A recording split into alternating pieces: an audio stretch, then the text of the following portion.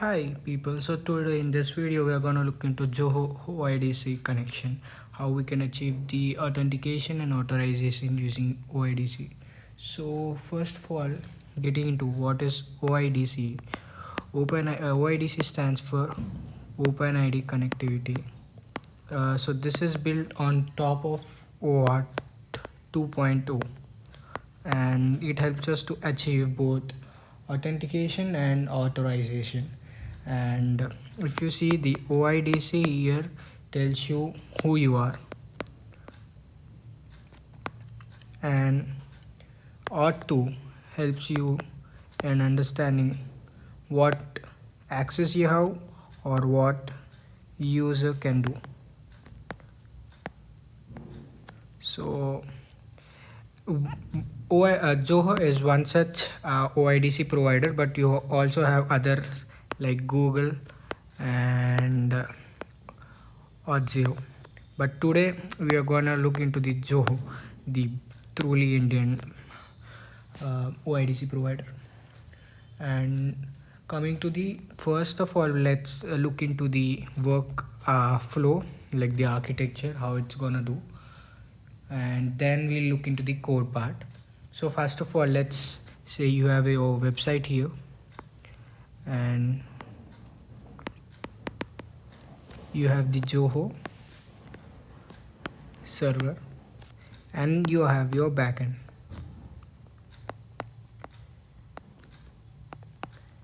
So the first thing which you do is, when you want a user to sign in, you redirect the user to the Zoho sign in page. So first thing is you gonna redirect the user to Zoho's sign in page, and after successful sign in, it returns you a callback along with code. So this code helps us to extract the tokens and all other stuff. So it sends the code back.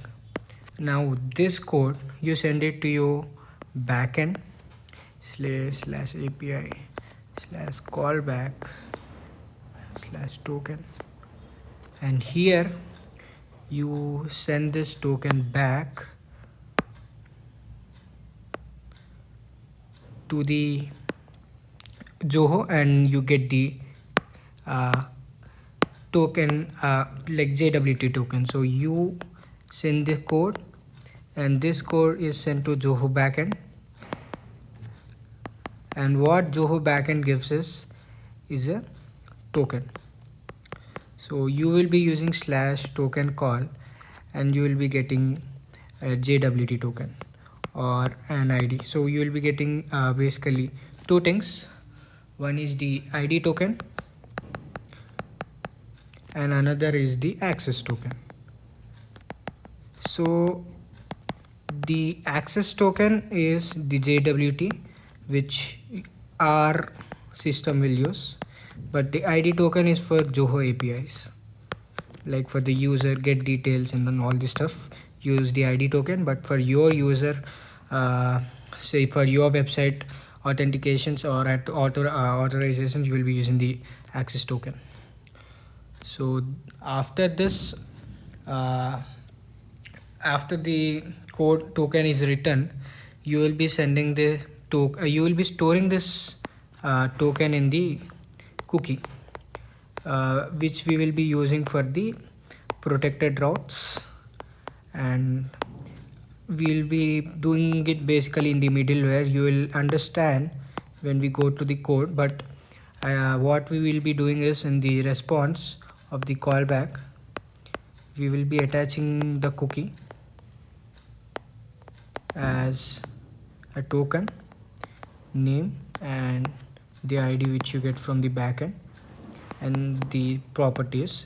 So this cookie then is used in all other protected calls. So this is the basic flow. I'll iterate the flow again. First you will be using the first you will be sending a sign in request to the Zoho, and the Zoho will send you back a code, and then you use this code and send it back to your backend. The backend exchanges this with the Zoho, and Zoho returns the token, and this token has the ID and access token. Yes, access token is stored in the cookie. Now let's dive into the code. King of it. So let's say you have a simple sign in button. When you click on this sign in, the user will be redirected to the Zoho sign in page,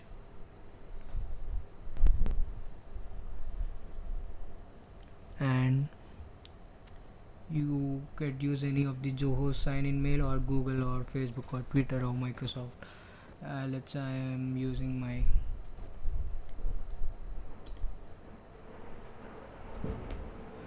Gmail, and then it gives you a callback. The callback is then sent to the backend, and as I told you, it will be fetching the token and then the sub code. Let's go to the coding part of it, and here first we'll be into the login page, and when the user clicks on handle login, we are going into the http Zoho, the sign in page of Zoho, which is OAuth/v2/auth, and you need the client ID and some client secrets that you would be getting it from the Zoho API console. Zoho API console. So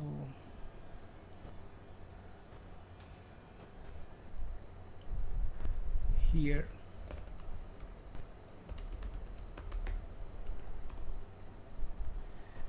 you would be getting the you have to first create a client, and then as soon as you create a client, you will be asked to write the client name and the home page URL and the callback.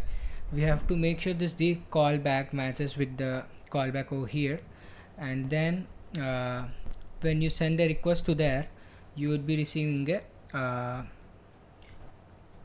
code from the callback. So then we would be redirecting him to the callback page. Now if you come into the callback page, I have written the routings in the app. So first login, then the callback, and the home is a protected route. So in the callback, if you see, as I told, you will be getting the code in the search params, and if you have the code, then I'm fetching the token and storing it in the cookies. So I'm sending a request to my backend, which is API/token and the code. And if you come to the backend, so the request would be reaching here, and I have basic imports like Axio, Scores, Cookie Parser, and JKWS in the middleware. I'll show you. So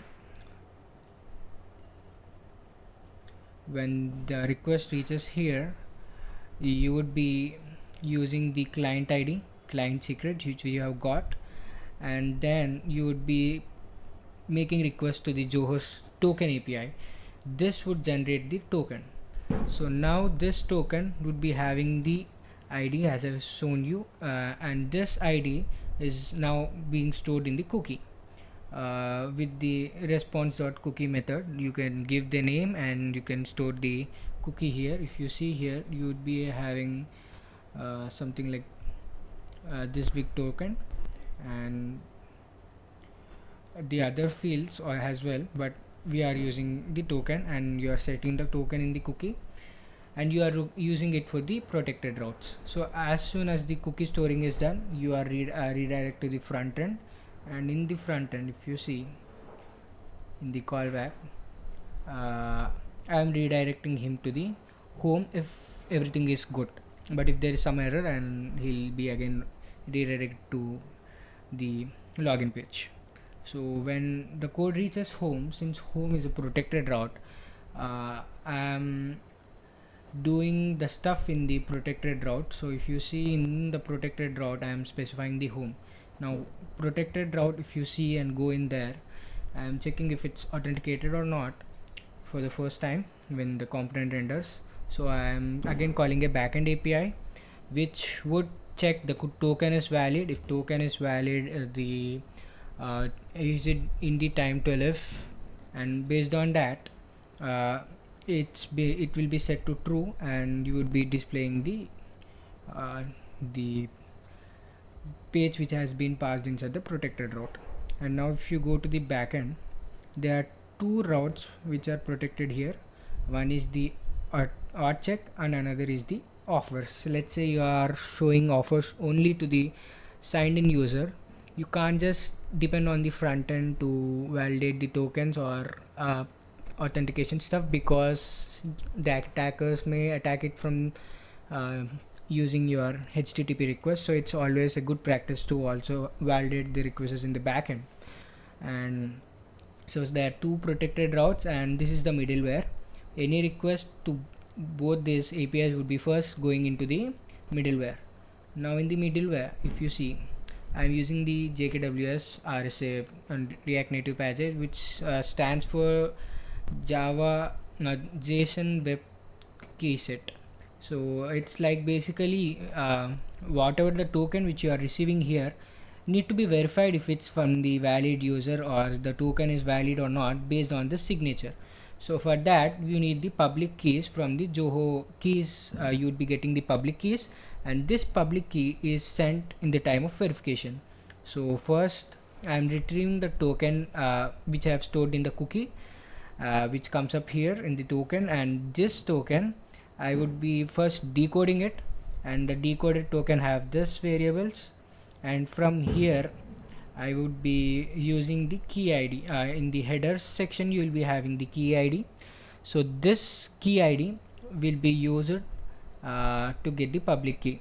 So this is the URL for which you would be getting the keys, and you would be creating and initializing a client to get the keys by sending the Zoho's keys URL, and then you would be calling the get signed key, and you will be passing the key ID.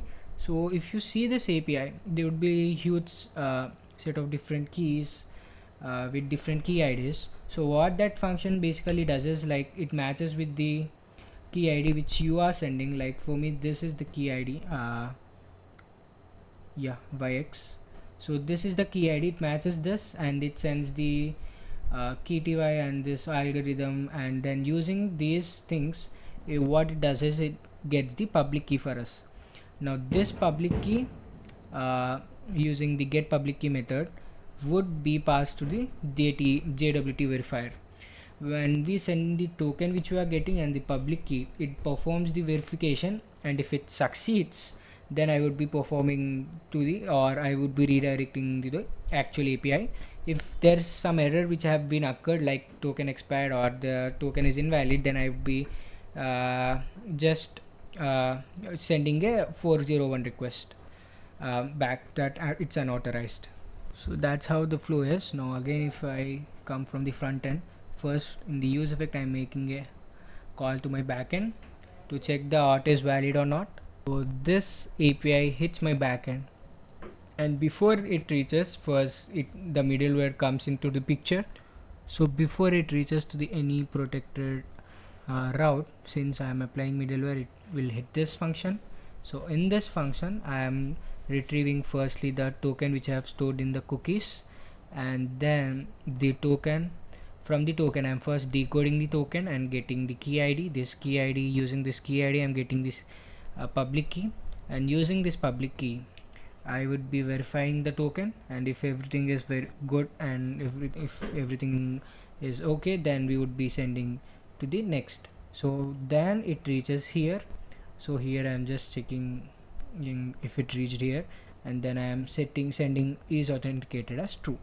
So this value I would be using in my front end as, and be setting it in the state, and if it's true, then I would be returning the children, or that means the component which I am sending inside the protected route. So I hope you understood the flow, and check out, please like in the LinkedIn session and subscribe to my YouTube channel. Thanks.